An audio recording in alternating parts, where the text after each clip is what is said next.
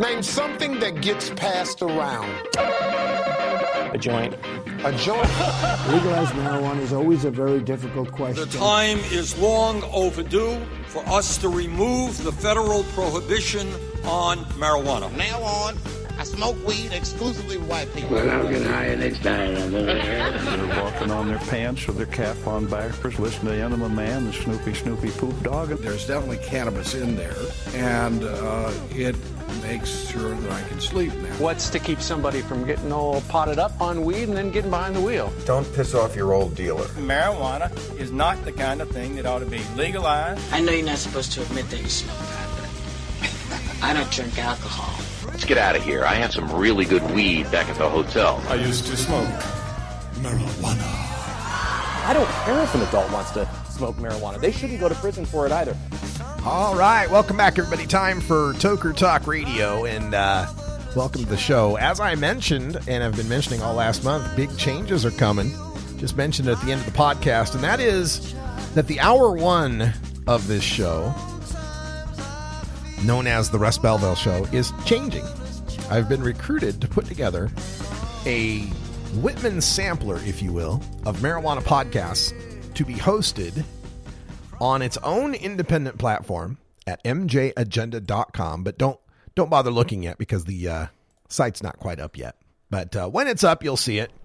mjagenda.com. And the Marijuana Agenda with Russ Belville is the name of the show, and it's going to contain basically the segments that I normally do, except more segments with more groups. So you know how I do a regular segment with LEAP? Well, we'll now have a regular segment with MPP, and a regular segment with SSDP, and a regular segment with the Veterans Cannabis Group, and a regular segment with, who else have I got involved? A whole bunch of them. Anyway, I can't remember them all off the top of my head.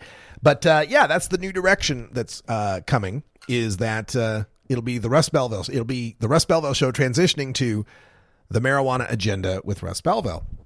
And someone in the chat room is saying, how many platforms have you been through? Feels like about 6. Well, let's count them. I was on XM Satellite Radio, the Russ Belville Show, 2006 through 2008. I was on Normal's Daily Audio Stash, which I turned into Normal Show Live from 2008 through 2012. And then I debuted the Russ Belville Show in 2012, originally on National Cannabis Radio, and then on 420 Radio, and then on Cannabis Radio. So that's 6. I think you're right. I think you got it. That's 6. You are our winner. Congratulations. Yay. But no, so this is really, I'd just be doing basically the same podcast I do in the first hour with news and data and analysis and rant, but it's going to have more of the pre-recorded segments from these other groups involved, and then we'll come into hour 2 like we normally do. Toker Talk Radio is going to continue, by the way. We're going to keep doing this Toker Talk Radio just like this, so no change there. But the Marijuana Agenda is changing, and the new Twitter handle is MJ Agenda Show. If you want to subscribe to MJ Agenda Show, I couldn't get MJ Agenda on Twitter because of a guy, no kidding, a guy named Mustafa Jagenda. So M. Jagenda is his name, right? Mustafa Jagenda, which is also MJ Agenda. So I couldn't get that one. It's MJ Agenda Show on Twitter. But on Facebook, it's MJ Agenda. And you can like that page right now if you want to. And part of the hope with this, too, is that I get the feeling that the Russ Belville Show, when people are searching for marijuana podcasts, I hope they find me. But I feel if it had the word marijuana in it, maybe that might help a little. So we're going to add the word marijuana. It's going to be the Marijuana Agenda with Russ Belville. Now, I did have some complaints, criticism about that when I talked to a couple people. They said, how come, why the marijuana agenda? Why not the cannabis agenda? And the reason why is because, first of all, there's already a podcast called The Cannabis Agenda. It was on 420 Radio for a while. So that name has been used. Second of all, Cannabis Agenda is kind of a longer website and Twitter handle and Facebook name and all of that. Third, I don't get into the whole, we ought to call it cannabis movement. I'm not all about that. And fourth, the laws that are banning us from doing what we want to do, our marijuana laws, they use the word marijuana in the statute. I do appreciate the argument that says if we're trying to do something for the entire movement, that maybe we ought to call it cannabis. But to me, I think that it's time for the rest of the movement to start paying some respect back to those of us who smoke marijuana. The only reason why the hemp is at low THC values is because we smoke marijuana. The only reason why medical marijuana states have condition lists and plant limits and possession limits is because we smoke marijuana. It's all about keeping us from smoking marijuana. So the marijuana agenda is for us all to band together and fight for the legality of this plant. For everyone who uses it, for whatever reason they use it, it doesn't matter. Medical, industrial, spiritual, you're bored on a Saturday night, whatever. Nobody has the right to tell you you can't do that. That's the marijuana agenda. To be treated as equals with our beer drinking friends, to have places we can go and smoke marijuana like they can go and drink beer, to have festivals where we can use marijuana like they can drink beer. That's all we're asking. All right, when we come back, we're going to take a look at Chris Christie, Jeff Sessions, and President Trump hearing from a woman about the gateway theory. Oh boy. Be right back.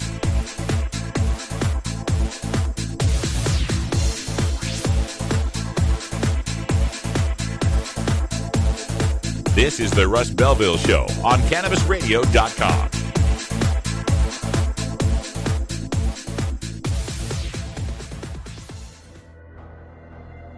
In the interest of fair and balanced journalism, the Russ Belville Show presents the anti-drug public service announcement of the day.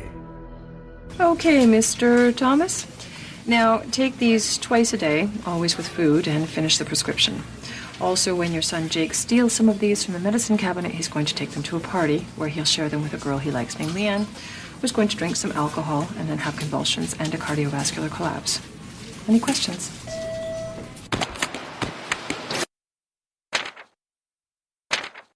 For the tools you need to talk to your kids about prescription abuse, go to CanadaDrugFree.org. This has been the Russ Belville Show's anti-drug public service announcement of the day, exclusively on RadicalRuss.com.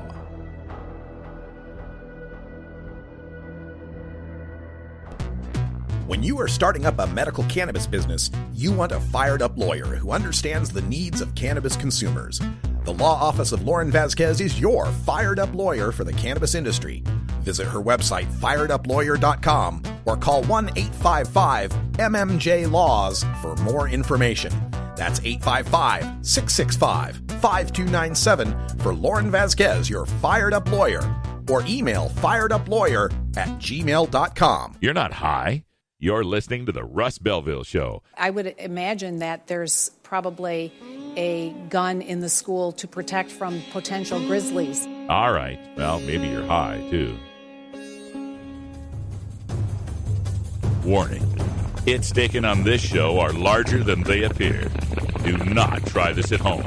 These people are professionals. Or at least they aim you to say that. Is this right? Just try not to drool quite so much on the end of it. A public service message from the Russ Belville Show.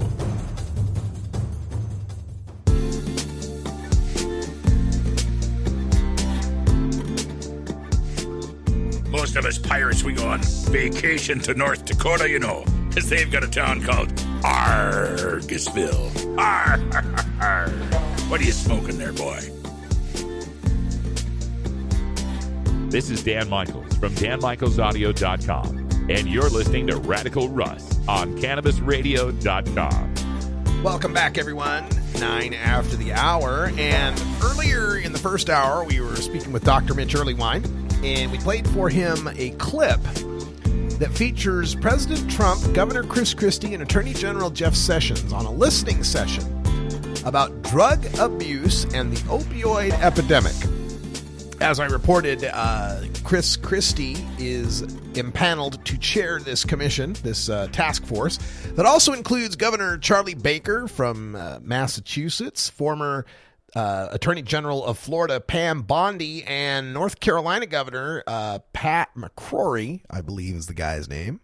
And all these people have numerous comments in their career of how much they oppose marijuana, oppose legalization. So you know what kind of opiate task force we're going to get is one that's going to do everything they can to link the increased support for marijuana legalization to this idea that we've become lax on being disapproving of drugs, and they're going to tie it to the opiate epidemic. So I was very concerned when I got this video, and we heard from this mother who was describing how her young son died of an overdose and delivered to the panel the exact sort of talking points that people like Chris Christie and Jeff Sessions are trying to feed to President Trump. So this is an example of that confirmation. Check it out. And because this is a disease, you don't understand the dynamics of it. You can't, nothing prepares you for this journey. Unfortunately, my son OD'd after having been clean for 10 and a half months, OD'd on a drug that was laced with fentanyl. So he died Which is getting worse and worse. I hear getting just out of control. So Carlos started smoking marijuana when he was 15 and a half years old, and for him, and he'd be the first to tell you this, it's absolutely for him a gateway drug. It led to heroin, cocaine, crystal meth. At 18, when he was a senior in high school, with months to graduate, he had a crystal meth overdose. And by the time I got to the hospital, because his friend drove him there, I didn't even know that he was doing this to this extent.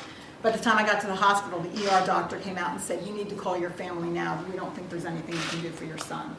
We managed to transfer him to another hospital. He got the care that he needed. He was in a coma for 3 days and suffered some minor memory loss from that. And of course, at this time, as an 18-year-old, said, "Oh, I'm never going to touch anything again. I'm going to stay clean."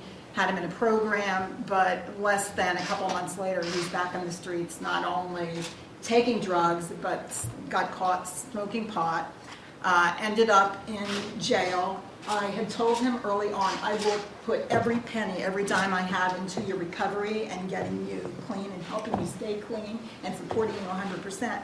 But if you end up in trouble with the law, there's nothing I'm doing for you because can't beat a mother's love like that. If you get in trouble with the law, there's nothing I'm doing for you.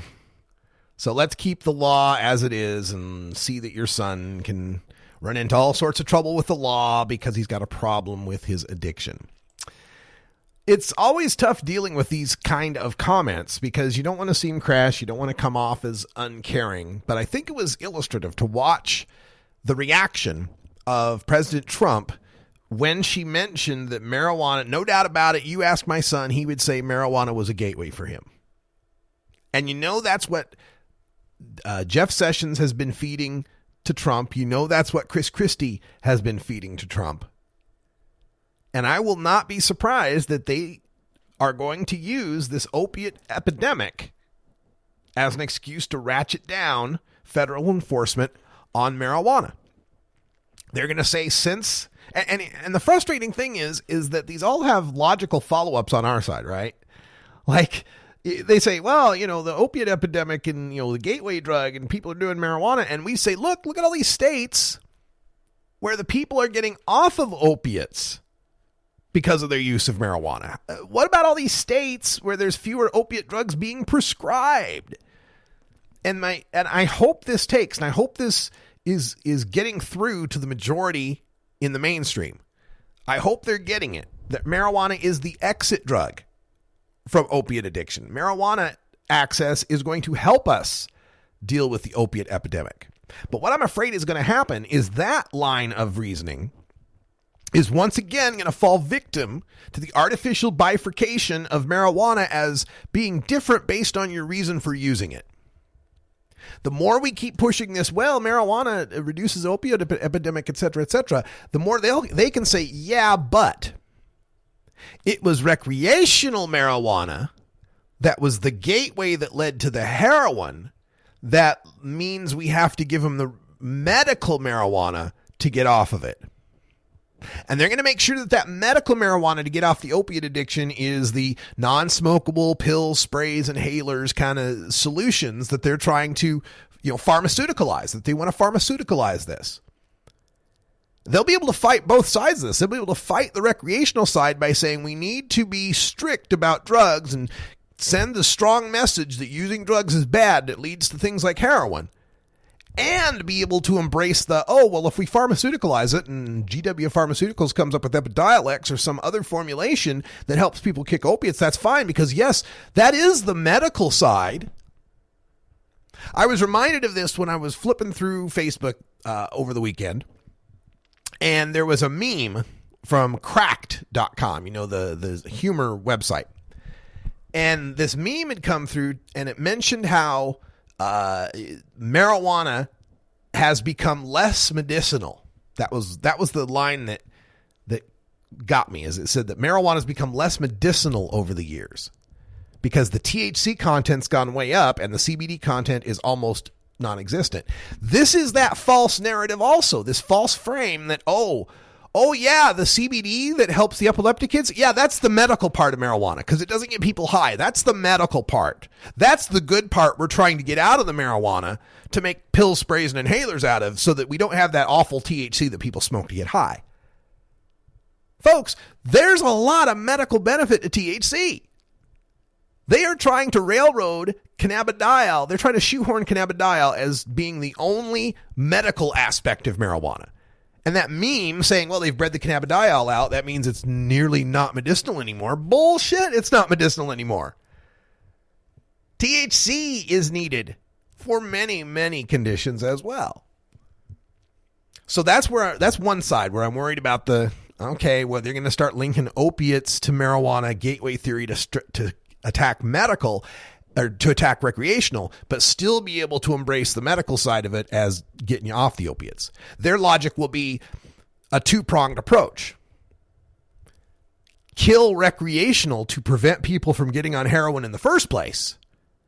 Pharmaceuticalize medical to get the people off the heroin that we couldn't save. We couldn't stop in the first place. That will be their basic game plan. And on another note about this, when we're thinking about how the government reacts to this opiate epidemic, is that note where he said, where Tony Ducapel was following up with DEA Chief Chuck Rosenberg, saying that legalizing marijuana has pushed the cartels into growing heroin. And Rosenberg says, well, maybe. Well, there's no doubt about it. We've seen the growers in Mexico complaining that their return on a kilogram of pot has gone from $100 to $25, and that they are switching over to producing heroin because they can get more return on that. So there is no doubt about that. And that's where I can see this administration pointing at the increase in meth traffic, the increase in heroin traffic, and the countervailing decrease in marijuana production, saying, see, we legalized, and what did it do? It made the cartels come at us with harder drugs. Now, the funny thing about that theme or that idea is that it implicitly says we've got to keep marijuana illegal so criminals can make profit off it rather than harder, more dangerous drugs. In a way, they're proposing marijuana prohibition as a harm reduction measure for criminal marketplaces. That's really what the logic amounts to. If we legalize weed, the cartels can't make any profit on it anymore, and so they start making harder drugs, meth and opium, and so, gosh, we ought to keep weed illegal so they can keep making a lot of profit off weed because at least that doesn't kill anybody. That's really where that logic train finishes. But they won't mention it that way. They'll just say, since we've legalized, look at how the production of meth and heroin have gone up, and depend on the American people not to think that through, not to think through what that means. And also not to consider the other corollary of that is we can push them toward manufacturing more meth and more heroin. What we can't do is manufacture more desire for those drugs.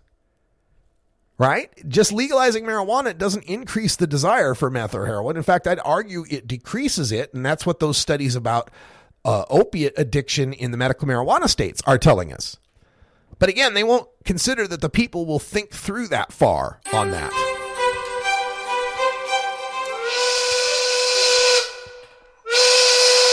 I object to all this sex on the television. I keep falling off. Especially with the new TVs, they're so thin. Well, folks, that sound means that it's 4:20 here in the Pacific Time Zone. Time for us to take our union-mandated safety briefing. When we return, we'll talk more about the opiate epidemic and how we can fight for legalization throughout all of this rhetoric.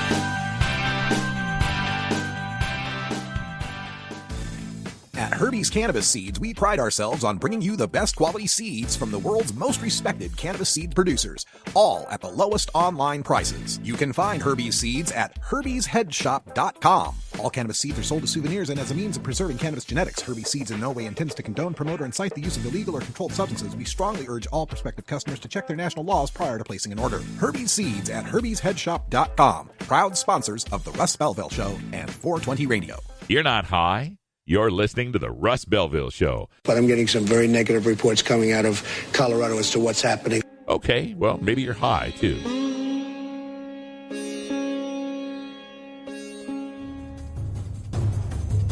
Warning. Hits taken on this show are larger than they appear. Do not try this at home. These people are professionals. Or at least they aim you to say that. Where'd you learn that, Cheech? Drug school. A public service message from the Russ Belville Show.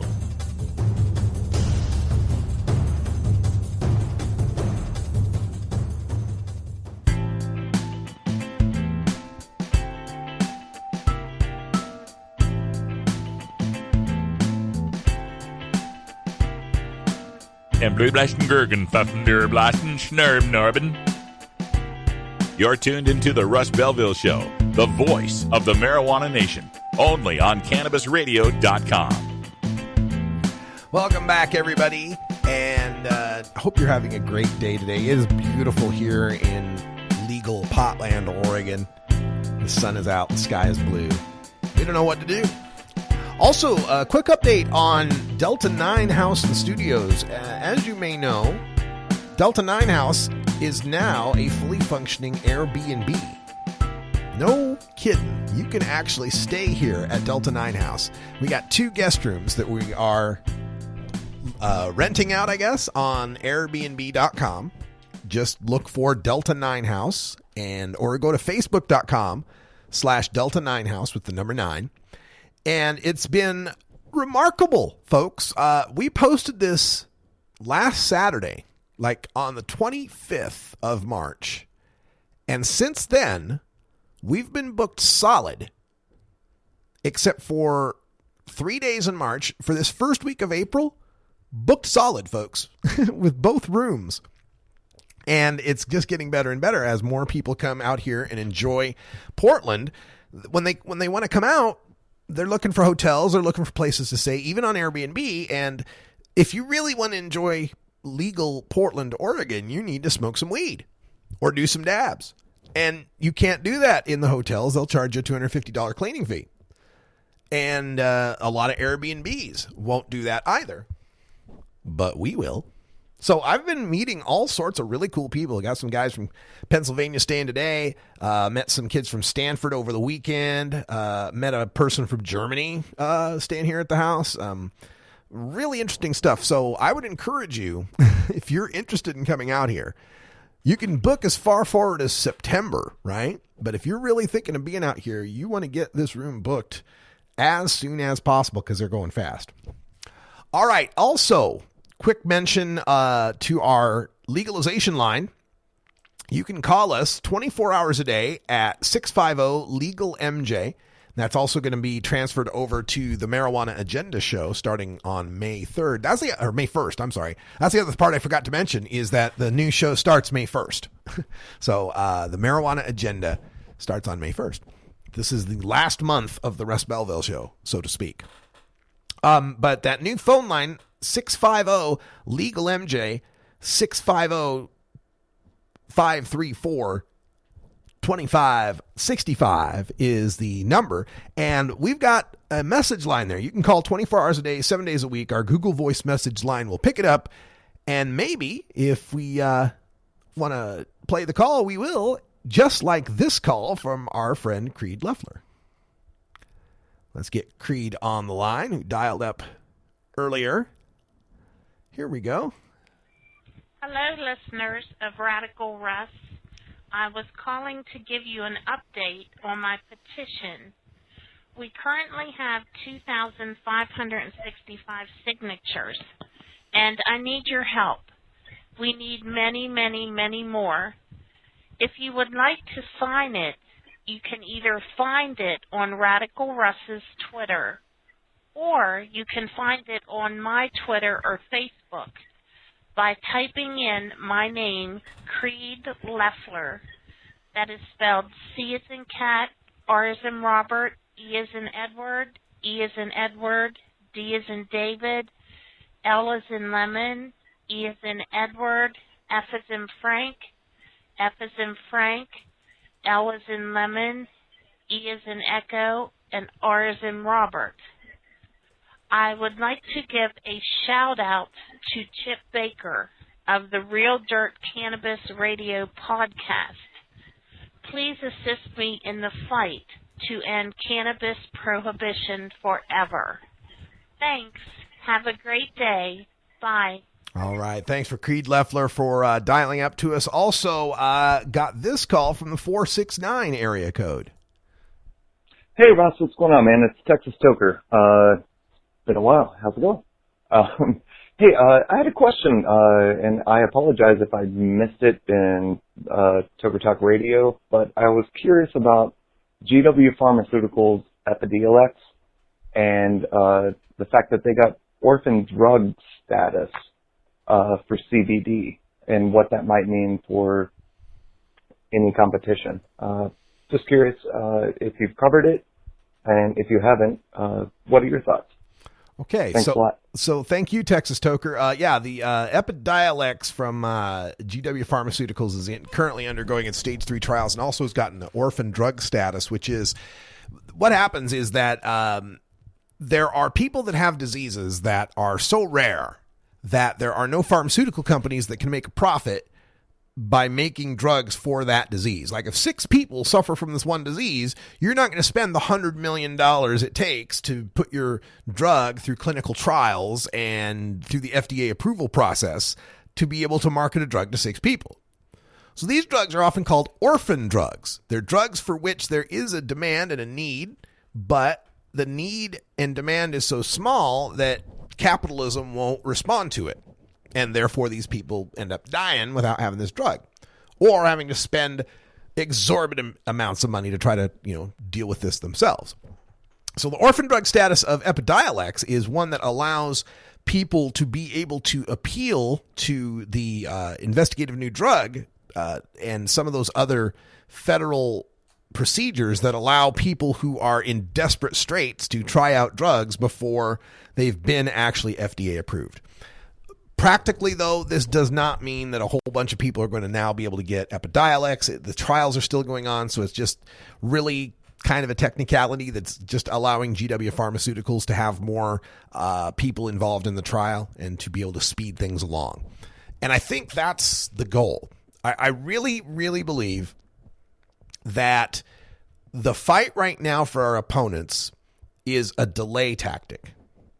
And the delay tactic they're trying to pull off here is to keep marijuana legalization limited to the West Coast and Colorado as much as they can, to undercut home grow rights as much as they can, and to establish that what medical marijuana is an actual medicine made from cannabis rather than people using whole plant marijuana. They're going to try their best to make it so that anybody who wants raw flower is a pothead, and anybody who wants medicine doesn't want raw flower. That's what they're going to try to push. How successful they'll be is a matter of how well we've educated the public at this point. See, some of our talking points have undercut us when we fought for like cannabidiol oil and said, oh, it's CBD oil, it's non-psychoactive, it doesn't get anybody high. Well, we've just kind of tacitly accepted their frame that, oh, CBD is medicine and THC is the thing that gets you high. We've given up the point that, no, THC is quite medical as well. The fight is going to be to fast track as many of these cannabinoid medicines as possible, the Epidiolex, the Sativex, and so forth, with the goal of picking off the sympathetic stories from the pro-medical marijuana movement. If we can get Epidiolex taken care of, we've picked off multiple sclerosis and a lot of the seizure disorders from the necessary qualifying condition lists. Now the opponents can lobby these legislatures and say, hey, look, you don't need to have seizure disorders in your medical marijuana condition list anymore because now there's Epidiolex and it's Schedule 3 and it can be prescribed and the health insurance will pay for it. Now people are like, what? That's never going to happen. Well, it's already happening with glaucoma. The last few states that have come out with medical cannabis laws have not included glaucoma in their condition list because now there are eye drops and these other sorts of preparations and drugs that have been approved that have clinical trial data behind them showing they're more effective than smoking marijuana. So the game plan here, I believe, from our opponents is to perfect as many pharmaceutical preparations of cannabis as possible and use them to one by one pick away at the qualifying condition list to the point where the only people left on the qualifying condition lists are the potheads. Well, you must be a pothead because, well, we figured out Epidiolex for seizure disorders and we figured out this thing for nausea and we figured out this other thing for chronic pain and you just want to get high, don't you? That's the only, it's really the only strategy I see left for them is to use our own bifurcation of ourselves, our own separation in these separate little medical, recreational, industrial hemp tribes and use that against us. Now, it's going to be interesting to see how, say, Americans for Safe Access and the medical marijuana supporters react as whole plant gets taken away and they have to say, well, no, we need the whole plant for the entourage effect and it's the best for the medicinal. It's the best for the medicinal. And they'll never be able to escape the fact that, yeah, it may be true, but whole plant is also what the potheads smoke to get high. They're never going to be able to escape that. When they're fighting for whole plant medical marijuana, they'll never be able to escape its association with the potheads who want to get high. So, stop denying the potheads who want to get high. Get on the bus. This isn't 1996 anymore where medical marijuana has to make pains to separate itself from the stoners and the potheads. Oh my God, we've got to separate ourselves. We got 60% support for legalization now. Why does the 90% support for medical marijuana people have to fear losing 30% support if they embrace full legalization? You're still in the majority. And if you join this majority of 60%, you can get whole plant. If you stick with your 90% medical majority, you end up compromising and getting CBD laws. You end up compromising and getting no smokable marijuana laws, getting these cannabinoid laws. Join our majority. Join the 60%, 57 to 60% who want just full adult legalization. Like whatever you want to use, however you want to use it, and whatever reason you want to use it, use it. It gets so frustrating sometimes. But I do worry. I do worry about the development of these pharmaceutical cannabinoids and it leading to dismantling slowly, piece by piece, the existing state medical systems. We've seen an example in Nevada. In Nevada, where they had medical marijuana, people could grow their own. But as soon as they started putting dispensaries up, people clamored for dispensaries. They said, oh, well, if you got dispensaries, then you don't need to grow your own. And that's when they instituted a 25-mile medical halo like what Arizona has. And then when legalization came around in Nevada, since the precedent had already been set that you couldn't grow within 25 miles of a place that was selling pot, they adopted that for the legalization initiative too. And then nobody in Nevada is going to be able to grow pot unless they live way the hell out in the Nevada desert away from anybody.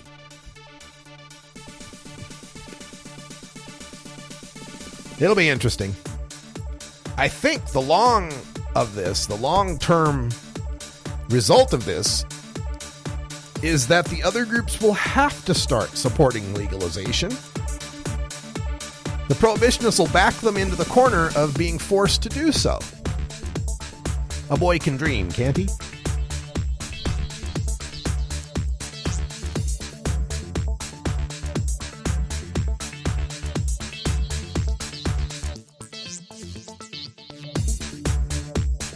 This is the Russ Belville Show on CannabisRadio.com.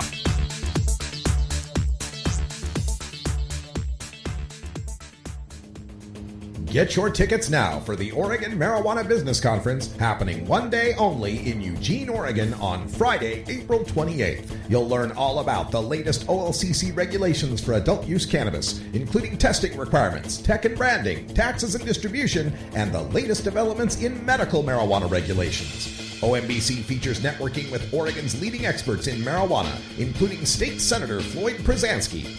You'll also get to hear from author, actor, and punk rock icon Henry Rollins delivering the keynote address. Early bird pricing is available for conference-only and VIP passes, which get you access to the VIP networking events featuring Henry Rollins and other speakers.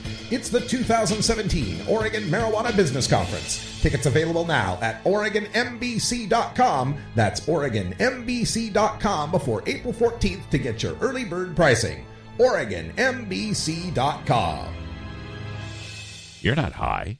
You're listening to the Russ Belville Show. THC levels in marijuana snacks are so high they could kill children and pets. Okay, maybe you're high too.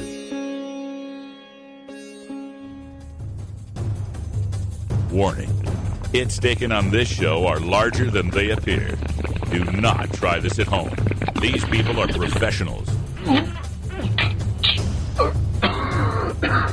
Or at least they pay me to say that. Yeah. A public service message from the Russ Belville Show.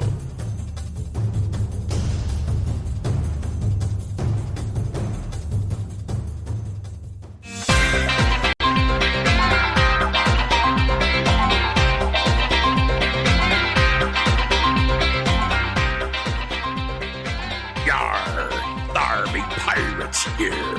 Har, har, har, har, har. You're tuned into the Russ Belville Show, the voice of the marijuana nation, only on CannabisRadio.com. Welcome back, everyone. Almost 38 after the hour, and great news coming from the first 4 states to legalize marijuana. A letter was sent today by the governors of Alaska, Colorado, Oregon, and Washington, all 4 of the states that were the first to legalize marijuana. All 4 governors signed on to a letter to Attorney General Jeff Sessions and Secretary Steve Mnuchin of the U.S. Department of Treasury. And it reads the following. Attorney General Sessions and Secretary Mnuchin, as governors of states that have legalized marijuana in some form, we ask the Trump administration to engage with us before embarking on any changes to regulatory and enforcement systems. The balance struck by the 2013 Department of Justice Cole Memorandum, or Cole Memo, has been indispensable, providing the necessary framework for state regulatory programs centered on public safety and health protections. We understand you and others in the administration have some concerns regarding marijuana. We sympathize, as many of us expressed apprehensions before our states adopted current laws. As governors, we have committed to implementing the will of our citizens and have worked cooperatively with our legislatures to establish robust regulatory structures that prioritize public health and safety, reduce inequitable incarceration, and expand our economies. The Cole Memo and the related Financial Crimes Enforcement Network, or FinCEN guidelines, provide the foundation for state regulatory systems and are vital to maintaining control over marijuana in our states. Overhauling the Cole Memo is sure to produce unintended and harmful consequences. Changes that hurt the regulated market would divert existing marijuana product into the black market, and increase dangerous activity in both our states and our neighboring states. Likewise, without the FinCEN guidance, financial institutions will be less willing to provide services to marijuana-related businesses. This would force industry participants to be even more cash-reliant, posing safety risks both to the public and to state regulators conducting enforcement activity.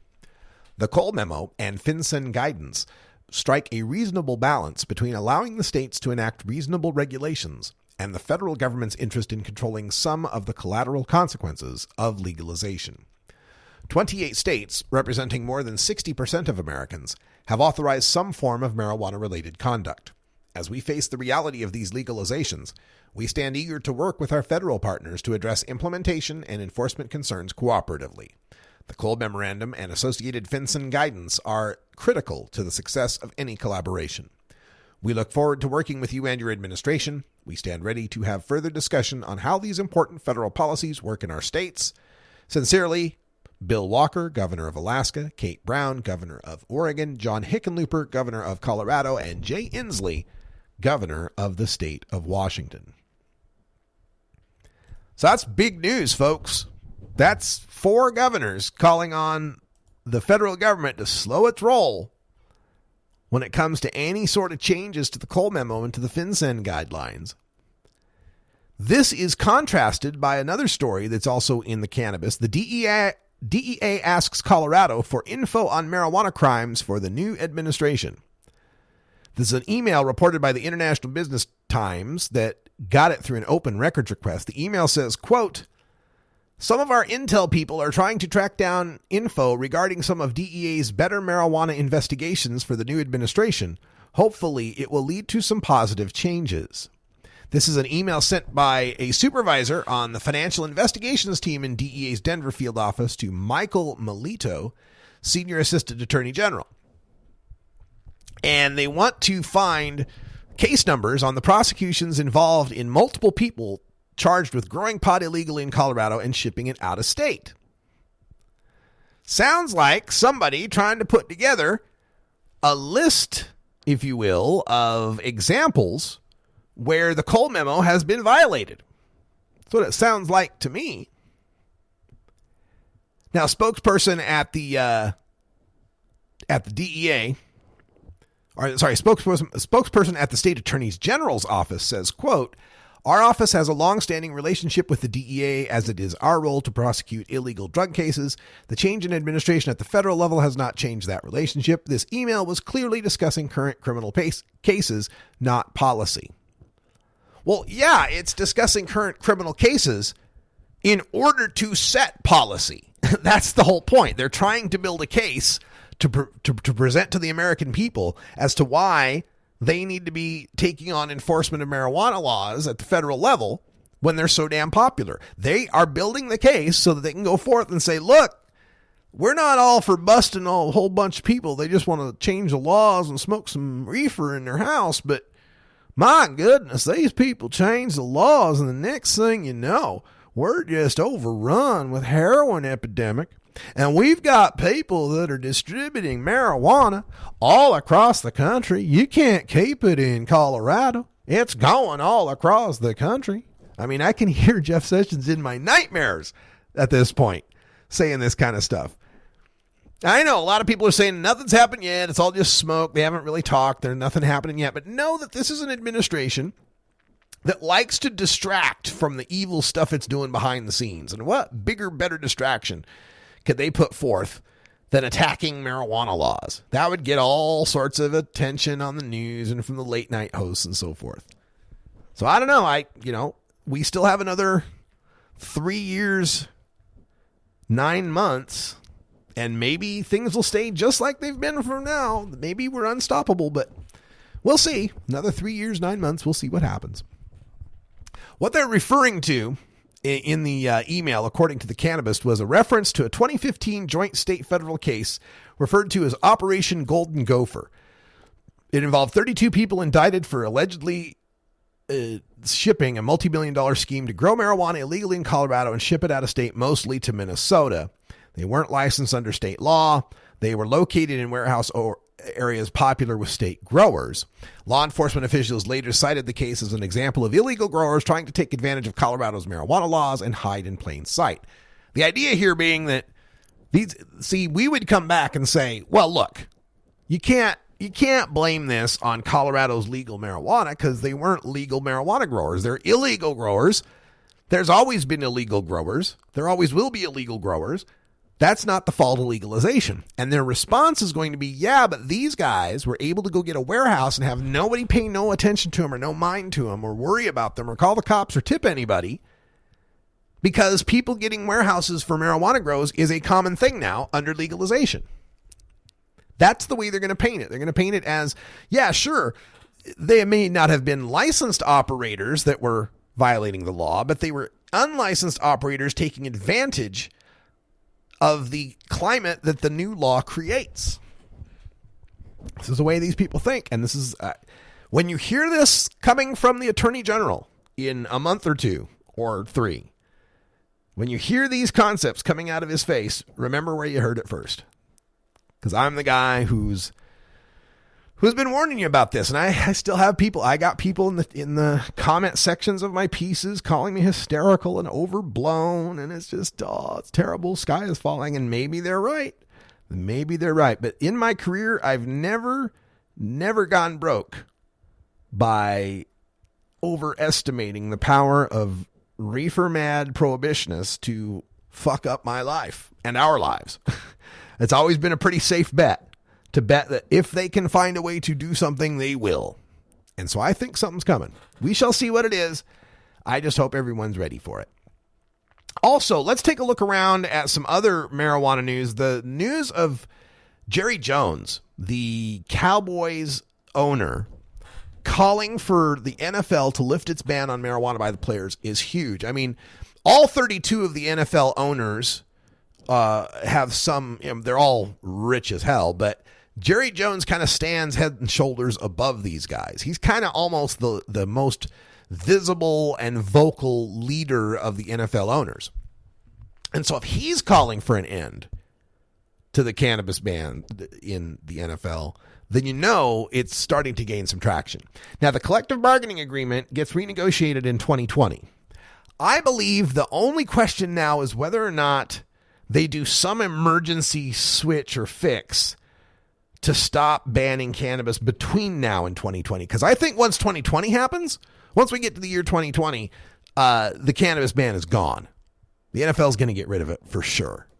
There's just way too many players that are speaking out now, and the knowledge is just too distributed. Too many players know that this can be beneficial for them. Too many players know that this is helpful against concussion. Too many players know that this can be helpful against the addiction that they deal with.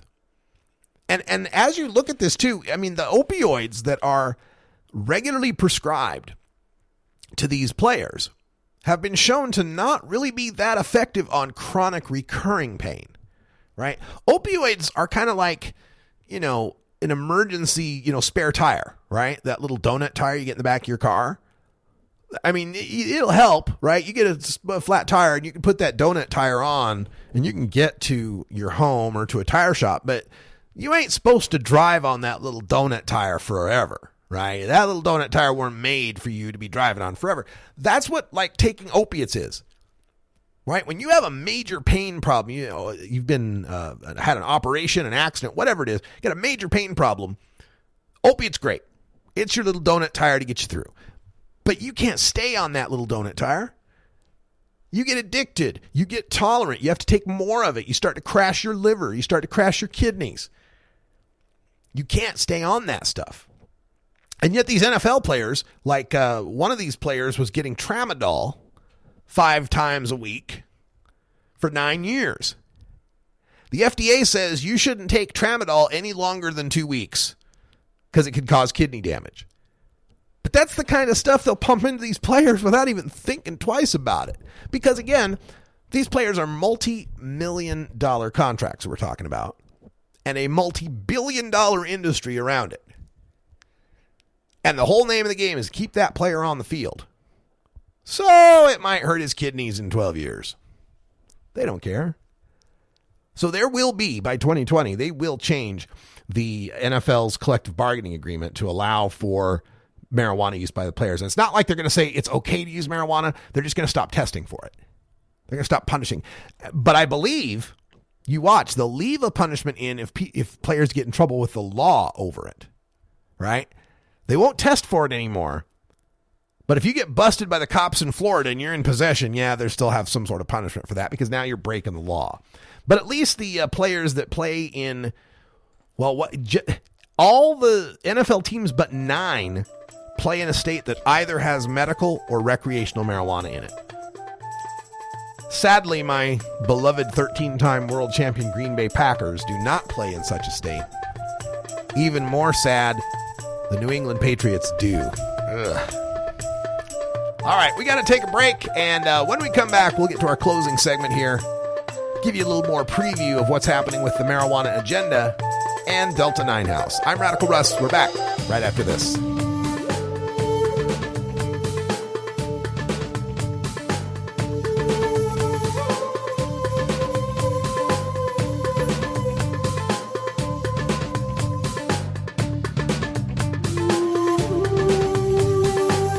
This is the Russ Belville Show on CannabisRadio.com.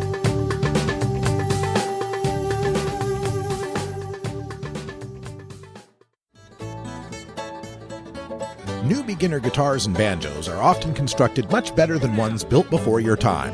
Why struggle? Get a new instrument or fix the old one. The trusted professionals at the Fingerboard Extension will evaluate your instrument for free. Repairs are priced for people who work for a living. Stop by the Fingerboard Extension downtown Corvallis at 120 Northwest 2nd Street today, or check out its inventory on the web at fingerboardextension.com. You're listening to the Russ Belville Show. But I think it is the prerogative of the states to make that determination. I think the people of Colorado have the right to make the decision that they've made under the Constitution. You can find Radical Russ online everywhere. This is Radical Russ Belville with a word about stone driving.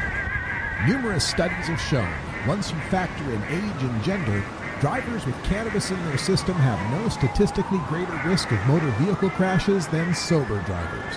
But that doesn't mean you ought to be toking and driving. Those studies are referring to people with any amount of THC or metabolite in their system, not people who've just smoked marijuana. Simulators and observed demonstrations show that cannabis consumers do develop a tolerance to the impairing effects of marijuana and can perform driving tasks within an acceptable margin of safety. However, infrequent and novice consumers do not and cannot, and would be wise to never toke and drive. Even regular cannabis consumers should exercise caution before deciding to drive, as most state laws punish drivers harshly if they're discovered to have marijuana in their system. This has been a public service announcement from the Russ Belville Show.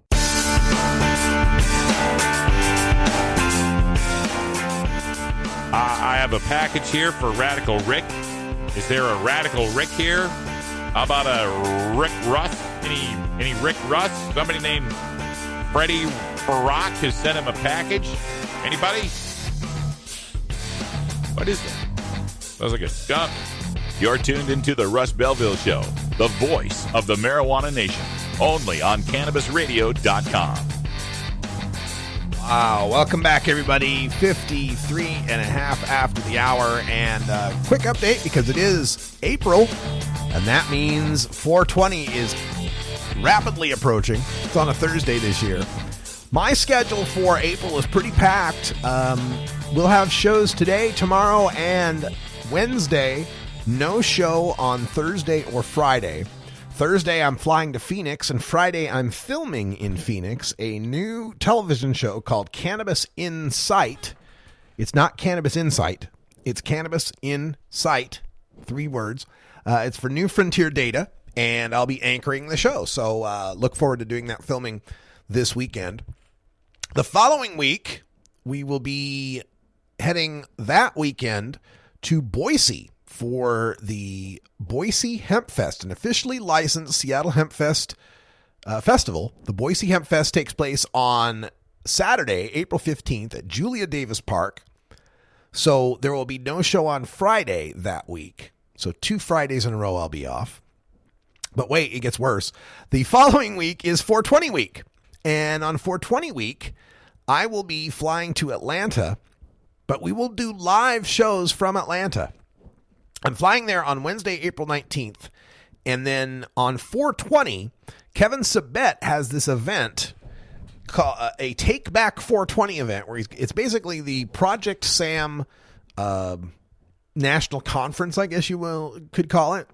So we are going to head there and see if we can get into the conference and protest it and do a show and all that fun stuff. So we'll have plenty of audio for you from that event, I am certain. And then the weekend after that, the Oregon Marijuana Business Conference is taking place. We'll be live from the OMBC. That means we'll have to take a Thursday night off to be able to drive down there to get there in time for the reception. So I guess the long story short of April is if it's a Thursday or a Friday in April, I'll either be live somewhere or I'll be off the air on Thursdays and Fridays. And then, of course, that OMBC event, that live broadcast from OMBC on April 28th will be technically the last edition of the Russ Belville Show.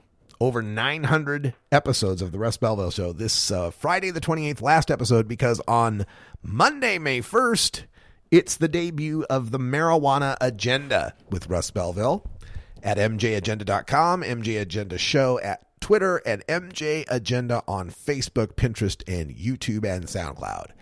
And we're still working feverishly on getting the website up. If you surfed out there and you didn't find anything, that's by design because it's not up yet, but we will get that over the next few days as well.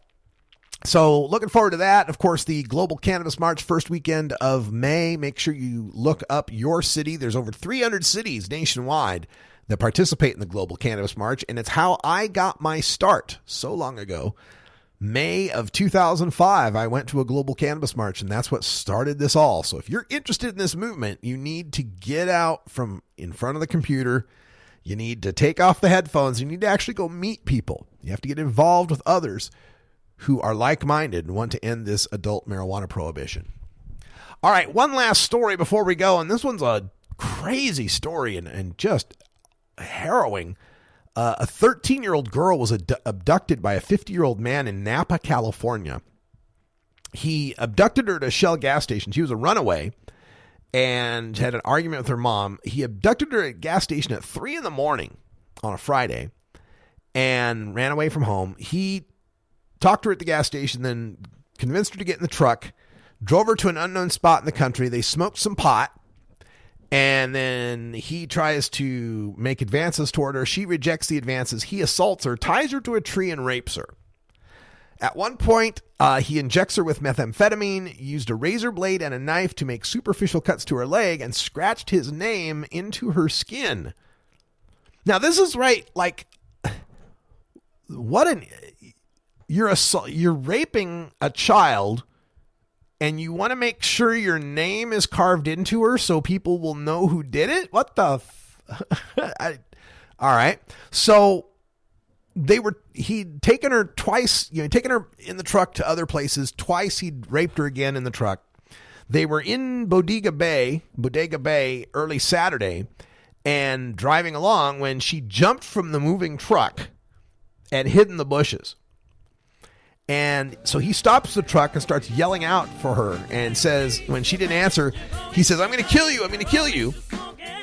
And now here's the clincher. As she was still hiding in the bushes, the rapist called 911. The rapist called 911 saying that his 13-year-old companion had jumped out of the car and ran off.